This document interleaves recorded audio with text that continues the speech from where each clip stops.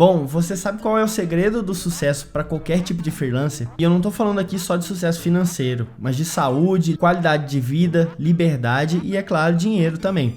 Bom, fica até o final que eu vou te contar.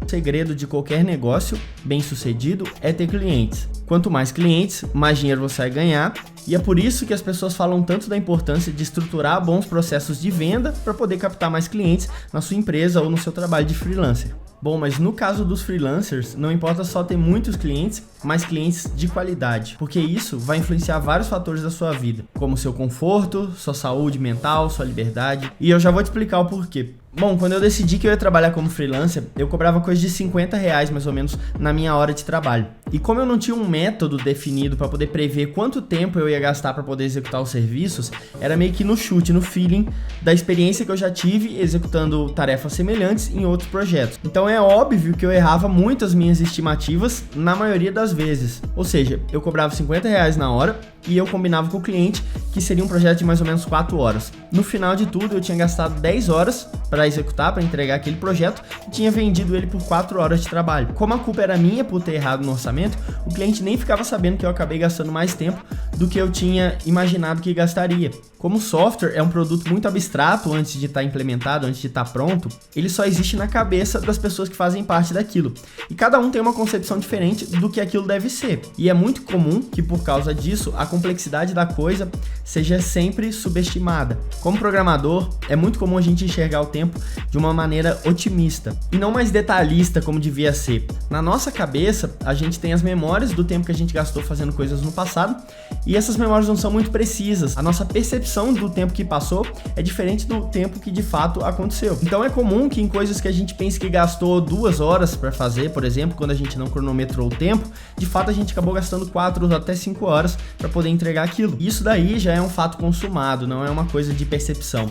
Existem vários artigos e livros que tratam desse assunto e a média de atraso que é encontrada em especificamente projetos de TI é de cerca de 70%. E assim, comenta aqui embaixo se você já passou por algo semelhante, se você costuma errar suas estimativas, porque eu fico curioso para saber se sou só eu que tenho essa impressão de que eu erro tanto. Tá, mas depois de alguns anos acumulando clientes na minha carteira foi crescendo com o tempo, o resultado foi que a minha agenda estava sempre lotada de coisa para fazer. Trabalhava manhã, tarde, noite, sábado, domingo, feriado se fosse preciso, e parecia que eu não tinha tempo para poder descansar. Na minha cabeça sempre tinha alguma coisa pendente me atrapalhando de relaxar nos meus momentos de lazer. Beleza, mas a gente consegue aguentar esse tipo de situação quando a gente tá ganhando bem, certo? Só que não era o meu caso, porque eu errava muito as minhas estimativas e no final do mês o que eu tava ganhando não refletia nem 40%, 50% do que eu deveria estar ganhando de fato pelo tempo que eu trabalhei. Isso foi me consumindo por um tempo, até que eu ouvi falar do princípio de Pareto, ou a famosa regrinha do 80-20. E eu não vou entrar nos detalhes técnicos aqui, se você quiser saber mais, você pesquisa no Google, que tem muito conteúdo sobre isso. Mas essa regra, né, sugerida por um consultor aí muito famoso no ramo dos negócios, sugere que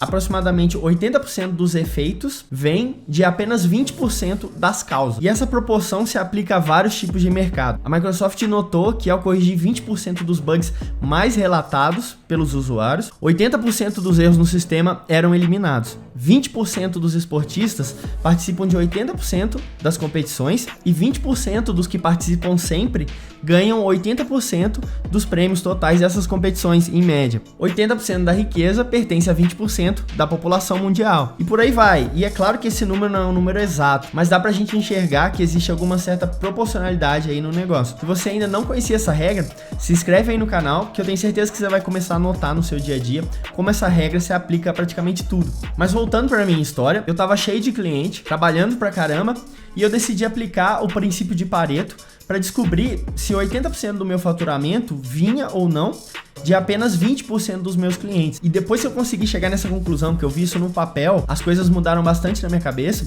e tudo começou a fazer um pouco mais de sentido. Então eu meio que bolei uma técnica, um processo para poder crescer a minha carreira de freelancer de uma maneira sustentável com base no princípio de Pareto. E qual que era a sacada disso? Já que 80% do meu faturamento vem de 20% dos meus clientes, eu ia abrir mão dos 80% de clientes que me rendiam apenas 20% do meu faturamento. Afinal, eles consumiam meu tempo e eu não era recompensado conforme eu achava que eu merecia por parte deles. Então eu aumentei o valor da minha hora em cerca de 50% para esses clientes, esperando que eles fossem procurar outra pessoa para poder prestar esse serviço para eles. Bom, e a surpresa é que uma parte desses clientes acabou me deixando de fato, mas uma boa parte também continuou fazendo serviços comigo, mesmo o valor da hora estando 50% mais caro. Bom, e depois que eu fiz essa limpeza na carteira de clientes, eu comecei a pensar numa maneira de criar um processo em que eu aumentasse com frequência os clientes, fizesse a limpeza, aumentasse com frequência os clientes, fizesse a limpeza, para que o meu valor de hora e o meu faturamento fossem crescendo cada vez mais. E esse processo é um conjunto de técnicas que eu criei para mim mesmo, para aumentar a minha carteira com novos clientes, definir o potencial lucrativo que eu quero ganhar com aqueles clientes novos e depois filtrar novamente a carteira, limpar,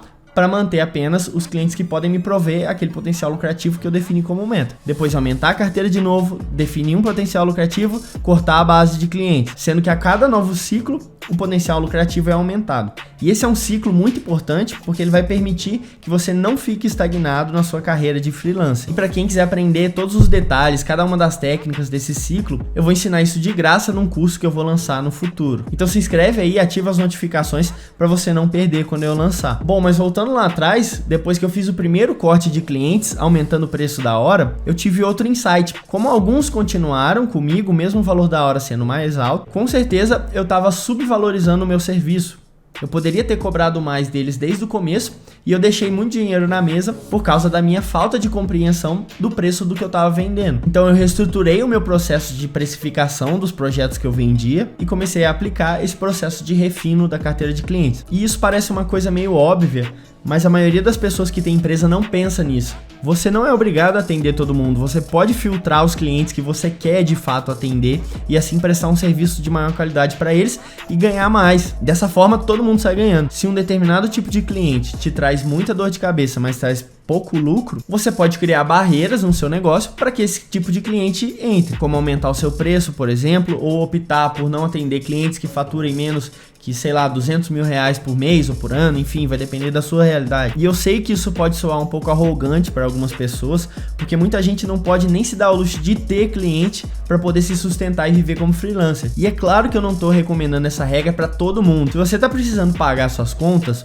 é óbvio que você tem que aceitar todo tipo de cliente e ficar feliz por isso, porque eles vão ser a base que você precisa para ter estabilidade e depois poder pensar em crescer. Nesse caso, você abraça todo mundo que tem dinheiro e pode pagar. E a propósito foi isso que eu fiz no começo. Demorou um pouco de tempo para eu poder começar a executar essa estratégia, até mesmo para eu poder amadurecer e entender isso tudo que eu tô passando para vocês hoje por esse vídeo. Por fim, remetendo ao título do vídeo, escolher clientes é um luxo que vai influenciar muito o seu faturamento, a sua paz, a sua liberdade, a sua saúde, porque bons clientes vão te trazer menos dor de cabeça, vão te trazer maior faturamento e vão fazer com que você trabalhe com mais prazer, entregando produtos melhores e acessando assim clientes de maior poder aquisitivo. Então, para mim, esse é o segredo para você ter uma carreira como freelancer de sucesso, crescendo de forma saudável, com método, disciplina, organização financeira.